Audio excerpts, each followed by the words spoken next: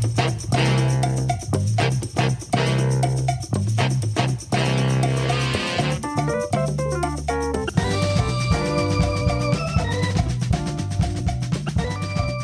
folks, this is Mickey G.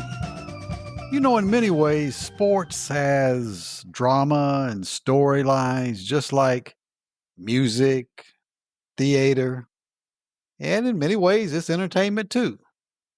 And Rodney and I talk about that in today's edition of Old Fools Talking Old School. Well, Donovan's been pretty good about wanting to continue to play, even at the house. I mean, sometimes I have to tell him, I need a rest. I mean, he wants to go outside and play ball when it's 99 degrees and all that kind of stuff. I'm like, no, I can't do that, Mm-hmm. But he still has an interest in doing it at home. Matter of fact, that's his excuse not to go to practice.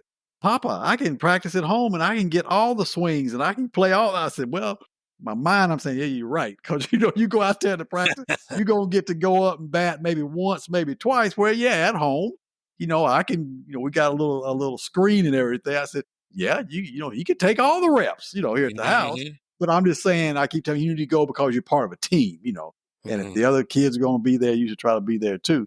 But so far, I mean, even though he plays on his tablet and plays his video games and things, he still wants to go outside and he wants to play sports. And I'm just hoping that'll keep up. That's why we have encouraged him to play.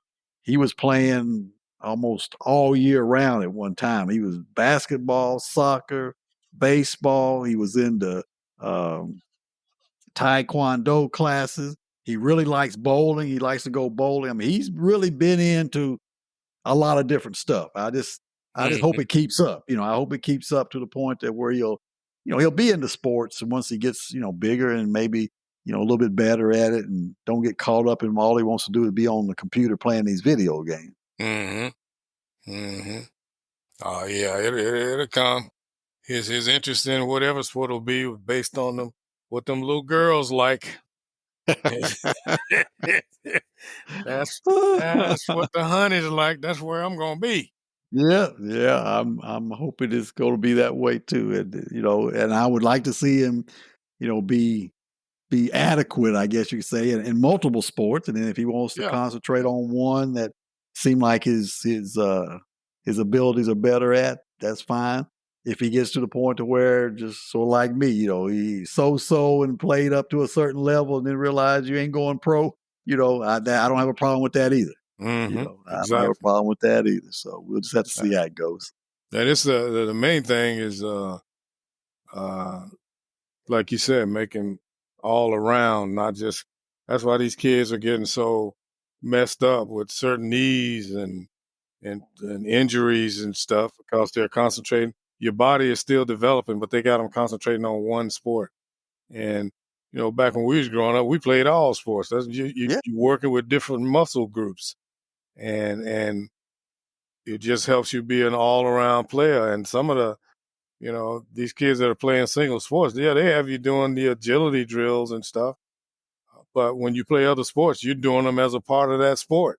So you're getting the same workout. And I think that's part of the thing is to make them all around. And then when they get to a certain point, if they want to concentrate on one, that's cool. But not when you're developing, I don't think. No. And I was talking to my partner that's he still works in the school system. He's like their truant officer now, but he was a football coach at one time. This team this year ain't doing nothing. Mm-hmm. And I was talking to him and he was saying, man, we got an issue at the school now where these coaches of the different sports don't want the players playing other sports. I said, what do you mean? He said, no, man. The basketball coach was telling the guys, if y'all want to go play football, go play football. You can't come play football and basketball. I said, you kidding me? He said, no. So them days, like you just said, where we, played sports pretty much year round. You might come late to basketball practice or something because you were finishing up, baseball or football or whatever. I said, but no, man, they having some issues over there. The coach don't want kids to play multiple sports. Well, I can believe it. I was talking to a guy the other day. We was talking about that and how these actually Carlos that lives up there in Nashville. Mm-hmm. because his son went to Mississippi State and playing football. But we were talking about how these coaches, they really don't care about the kids. They're looking to better themselves. That's why they want to drive them so hard. And then they're hoping for that one player that they can latch on to, because a lot of them will follow him to whatever college he goes to, because they'll tell him, if you deliver him to us, we'll give you an assistant's job or Right, right. stuff like that. I said, these dudes are looking out for themselves, is what they're looking out for. And then along with that, something we didn't know about in our days, high school coaches, especially in Texas in football, they're making six digits, bruh. You get to be a high school coach in Texas, and I'm sure it's most places, and you have a successful program, you're gonna make over 100,000, way over 100,000. Oh yeah. Oh yeah. You Yeah. So That's the same way it is here. It's gotten to the point of, it ain't actual recruiting, but it's amazing how these kids go to different schools because all of a sudden a parent moved to that county, or they had a great auntie that lives in that county, that kind of thing, to go to oh the yeah. better programs and stuff. So yeah, Mhm. they do the same thing around here. The And coaches. which and that used to be illegal. Yeah. Oh yeah, big time. If you didn't live and grow up in all of the county you played, we didn't get many people coming in unless they came in for like a job, a Right. factory job. They changed managers, and he came there because of his job. Of course, his kids came with him. But no, these days around here, these kids will go from one high school. It's almost like the transfer protocol, portal. Hmm. They go from one high school to the other. And you're like, well, wait a minute. How can he play? He was in Nashville. How can he play down in Oakland? Oh, he's got an auntie that lives down in Murfreesboro. He gonna stay with her now. Yeah. I'm like, okay, all right. Well, what they did in my hometown, boy, it was like a cardinal sin if you didn't uh, go to the school in your district. Hmm. And uh, with the Dallas area, the Houston area, and San Antonio, and all those places where they had them big conglomerate schools, for a district of our size. I mean, my whole district, Tyler and all of that, you only went to the school in your district. Well, they waived the clause that you had to go in your district. That's how they build them little superpowers down there. Because if you get a team that's good at one of the schools, well, the other kids are allowed to transfer there. No problem, no matter where you live. Mm. And then you got you building you a little all-star team, just like Ryan Mallett. I don't know if you heard of him. He played at Oh yeah, I heard Tennessee. that name. Yeah, yeah. Yeah, he's from Texarkana. He lived on the Arkansas side, but he went to my high school in Texas. And I'm Really? like, yeah. And when they were telling me, I said, no, you can't do that. They said, no, they changed it, man. He Arkansas High, Rosin. She went to Rosin School. That's where it was the neighborhood that he was supposed to go to. But they wasn't that good, and he was good, so they let him transfer over to Texas High. And they won state a couple of years. Mm. Yeah, I was like, boy, that money talks, bro. Oh yeah. Oh That yeah. It money definitely talks. does. Yeah, he's from. I argued down with the dude, man. No, he's from Arkansas, man. I'm like, no, he ain't from no damn Arkansas. He went to Texas High. Yeah, but he's from Arkansas. Sure Mm. was.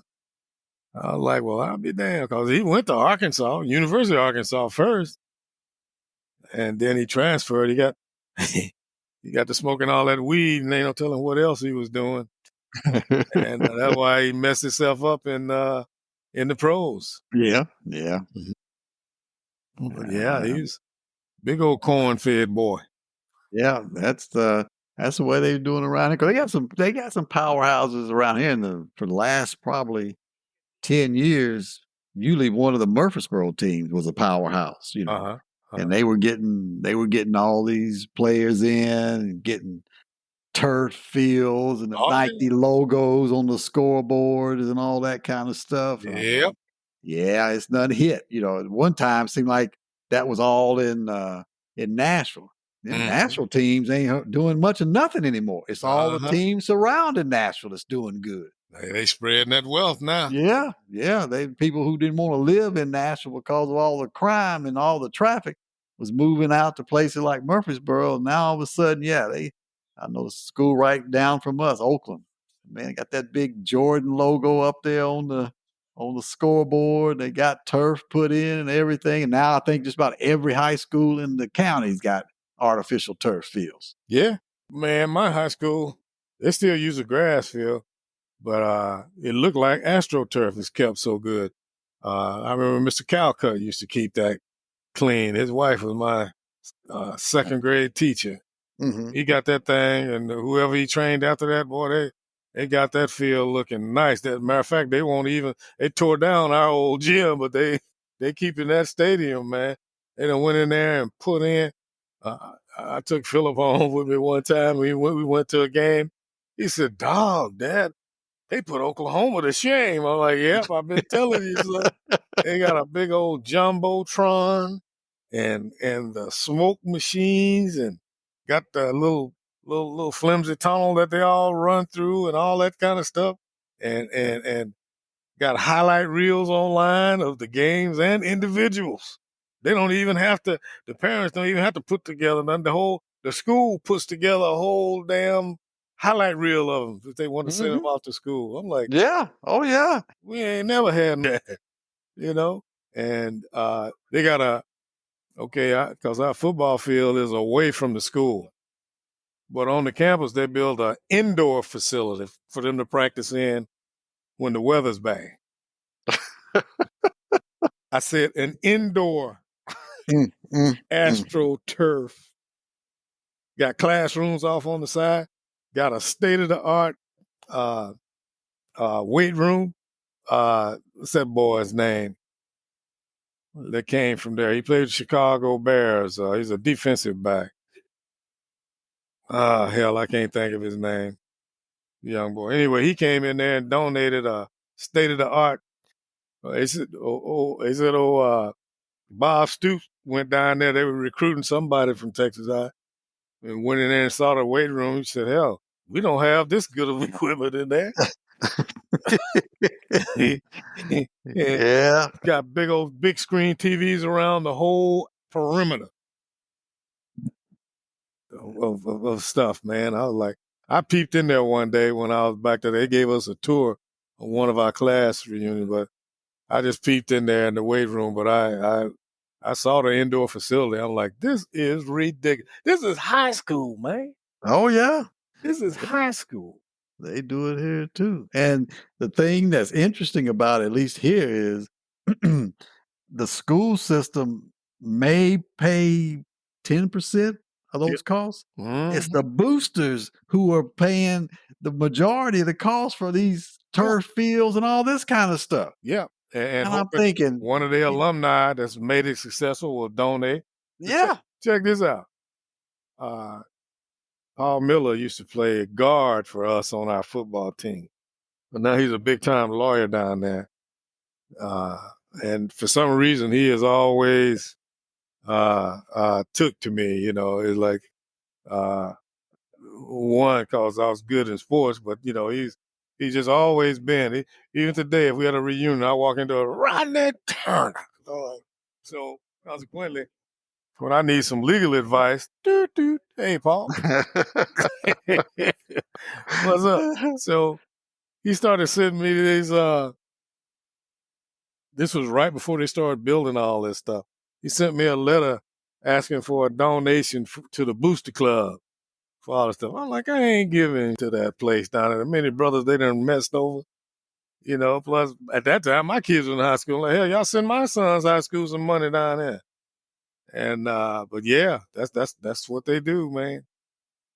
They got it fixed up. Mhm. And but the thing that bothers me about it is though, and I guess it shouldn't bother me. It's just a sign of the times, and it ain't like how it used to be. Our booster club, whatever little that we got, they used to supply it. Now these kids have to supply much of their own stuff, and it really kind of trips me out. We never bought nothing. Of course, we wasn't getting a hell of a whole lot either back in those days, but now, well, I'm sure by now they probably ain't doing nothing for them either. I mean, they don't have to do nothing for themselves anyway, because they so big time now down there. It ain't even funny, man. They were telling me they only had like 4 home games this year. Everything they didn't turn into a traveling team. Oh, really? Yeah, they have like 4 home games. The rest of them was like Dallas area. So that's where the money is, and that's where the competition is. They want to go down there. So and then they all think they, you know, quote Texas high. They all think they like Texas. You know, they want to be known for their traveling. So evidently they travel well. Mm. So I'm like, boy, if this ain't a money maker, I don't know what is. So Yeah, that's the way it is. You know, you talk about when we played ball up through, Babe Ruth League and stuff. The league supplied everything. everything. Bats, Yeah. balls, everything, but same way with here. I mean, they'll give you a shirt and a hat. The basic league gives you a shirt and a hat for the kids and the catcher's gear. Right. Other than that, you got to supply your bats. And there was another thing that I thought about when you were saying that was, these kids show up with these huge backpack Oh yeah. bat bags. They got 3 or 4 bats in there. I'm like, Well, like yeah. I say, the league supplied one. If you found one that was sort of fit you style wise, weight wise, and all that, you were lucky. Yep. These kids show up 3 or 4 bats in these bags and all kind of stuff because they have to. The league don't supply any of that stuff around here. They give you a shirt and a hat, and that's it. Boy, that's something else. Yeah. So, like you say, Dick's and Academy Sports and all them. Yeah, they rack up. Oh yeah. They rack up because just like anything else, the kids, that can't afford it, they show up with, like say, the name brand stuff, Mm-hmm. And so yeah, they making a killing off of these sports leagues around here. Man, every time I go in Dick's, man, it's a bunch of kids in there. Hell, half of them still be in uniform. They're getting up stuff, cleats and Mm-hmm. doing whatever. Well, I'm like, boy, this is something else. I was really surprised though. you know, Dick's like they stuff so well, cost so much. Uh, uh, they right here in the face of the base, and they closed down. And people like, damn. Everybody go to academy, and they done got beside themselves too. Now that they the only show in town, and now they advertising on TV a new Dick's out on the northwest side. I'm like, ain't this something else? But yeah, I bought Rosa. She wanted some walking shoes one year, and hell, she got every kind of walking shoe there is, and I couldn't find nothing. Saw, 'cause we don't buy maroon and red in here because they think you're an Oklahoma fan. So she had every other kind of damn shoe there was. So I saw some maroon ones that looked good. I bought them. Well, this is what I did. I saw them. Like, oh, these look nice. And they showed me what they cost. I'm like, oh, hell no. Oh, hell no. Man, I went out and got in my truck, man. I was getting ready to drive off. I'm like, and I'm tired of looking to get her something now. Hell, I went back in and bought them. Yeah, give them to me. Just so I could be done. But yeah, Dick's like their product. Yeah, yeah. Like you say, that stuff is pricey. It's pricey because I know I did buy me a bat when I was playing Babe Ruth. It was one of the like well, they didn't have really like Walmart back in that day, but it was a local Yeah. family owned department store. I went in there and bought me a bat, and I don't know, I paid $5-6 for it. Man, went out there the very first practice and broke the bat. I mean, that's how cheap it was. I broke the damn bat the first practice. But yeah, I tried to go in there. And I'm gonna buy my own bats. Yeah, Right. it lasted. They didn't even last through a practice. It was so cheap. But yeah, they make a fortune off that stuff. I mean, the markup on some of that stuff is just ridiculous. Yes, sir.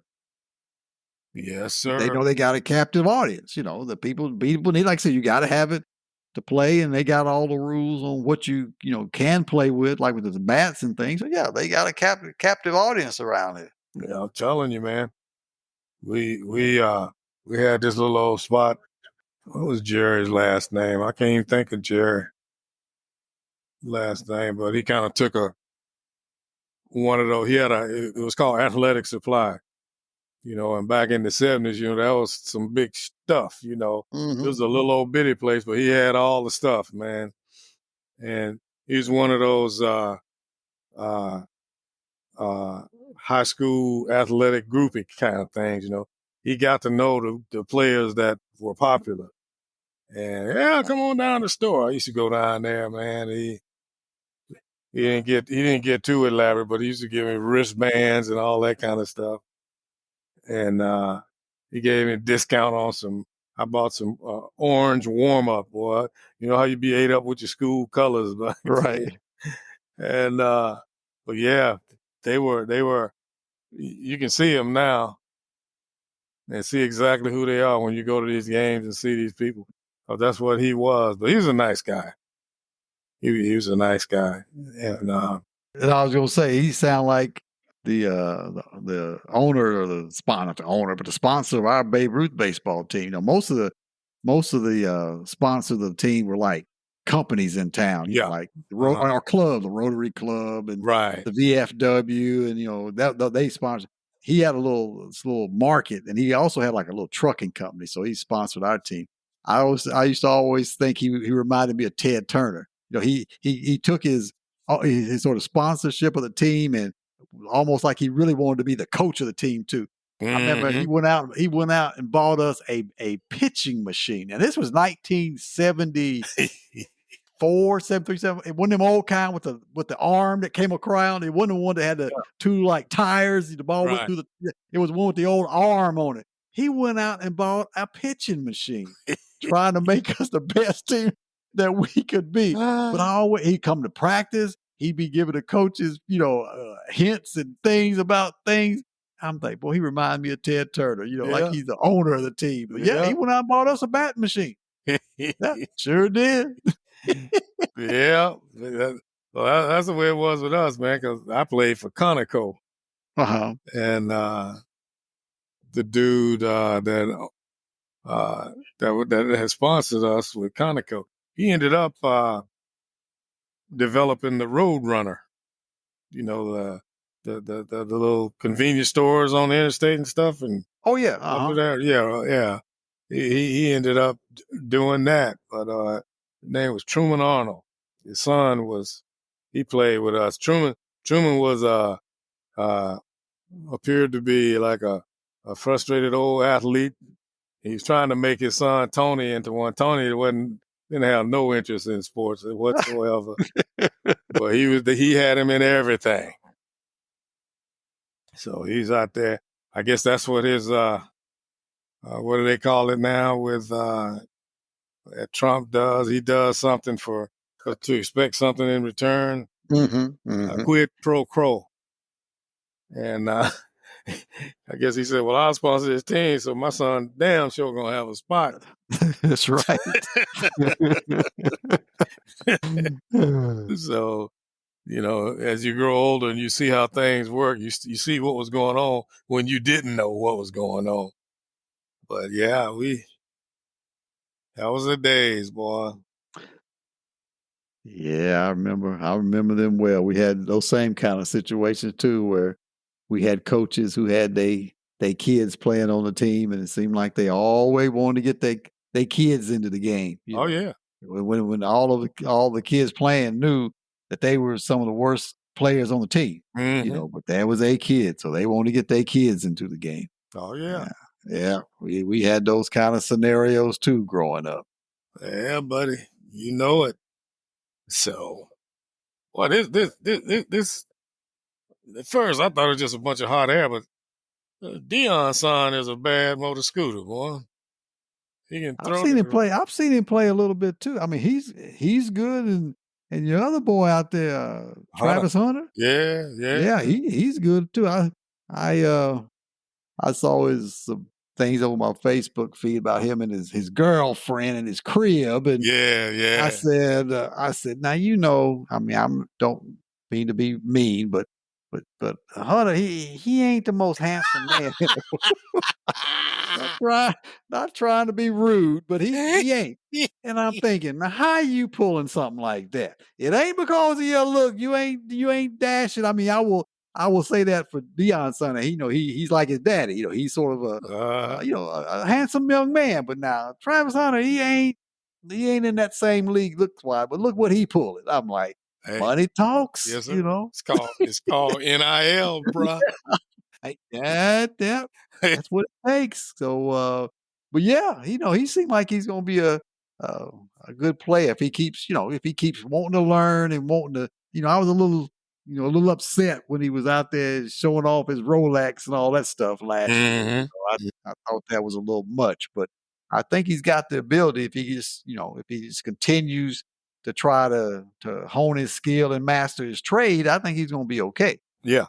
Well, see, he was fortunate to have somebody like the daddy he got, Hmm. and but they've got him rated as one of the top five. I think in most things they got him as the number one quarterback coming out this year, Hmm. and he's he's like a chip off the old block. They ain't ready, just like they ain't ready for Dion still, and Dion they got to be an old man. Dion does things the way he does them, but he's on the up and up. Just like when they had him labeled as a player. Here's a man just because he do what we do in our neighborhood is talk smack, and then back it up. Or if you don't, then you just have to deal with that. But I read some stuff about the dude. I didn't know he never smoked. He didn't never drank. He didn't do nothing. He just had fun. He out there. He took a page out of he didn't say this, I'm saying this, but he took a page out of Gorgeous George's book too about marketing. Hey, Hmm. I'm gonna put myself out here on the line, and hey, it paid off for him. Played two sports. They can't take that away from him. No, they definitely can't do that. But that's what Ali did. That's where Ali. he got his showboat from. Oh yeah. His well, I mean, he told people, but when they did his memoirs and stuff, he said that's exactly where he got that from. Yeah, from He Gorgeous saw George. Gorgeous George in wrestling, how he'd come out in the ring all flamboyant and talk all that kind of noise and stuff. And he said that's where I got it from. He said I brought it to boxing, and like Dion was, you know, they wasn't ready for that either. Right. They wasn't ready for a showman in boxing, and he sort of came around at the right time and was able to back it up. Yeah, exactly right. And that's exactly where he got his showmanship from. Yeah, because I read Ali's biography, autobiography, one or whatever it was. It was a book about him. He said he talked to Gorgeous George. Gorgeous George said, "Well, one thing for sure, you're gonna fill that arena and you're gonna get paid." He said, "Cause 50% of them coming to see you get your ass whipped, and the other Mhm. 50% is rooting for you." So, Yeah, yeah, that's exactly right. I remember him saying that article I read said the same thing. yeah, And he said, that's the best way to be. yeah, You know, when yeah, you got that many against you, that many for you, that's what you want. yeah, Well, yeah, he used that to get there. But yeah, I think sometimes people think you have to sort of follow this pre-described path to get to places, yeah. and things like that. And not everybody's got to do that. There's just some of those people out there that can take their own way and make it work. That's right. But you got to make it work. Well, You got to back it up. half the time you got a bunch of dudes that can't do nothing. They're just stiff.